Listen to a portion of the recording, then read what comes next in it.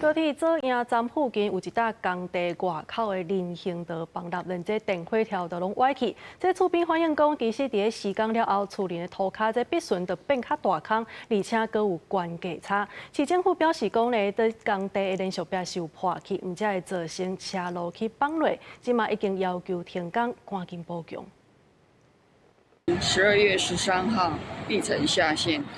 本来平路面明显崩起，林路的建案壁下骹毛必顺，崩起的状况一路延伸，大约有300平方公尺左右的面积。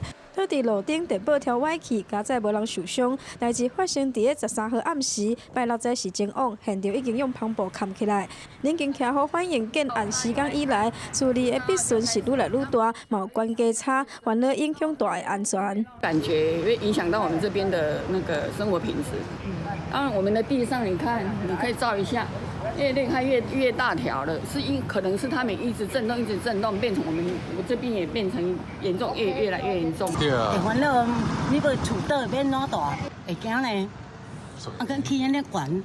政府表示，建案是拜五下晡2点发现林站前南路边连锁壁下骹10公尺到12公尺这个所在破损，造成临近路面崩起，规枚灌浆已经无持续崩塌的状况。大概是昨天下午大概2点左右那建商在开挖阶段的时候有发现那个有进沙的问题那初步判断是应该是连续壁制作过程有包泥的问题。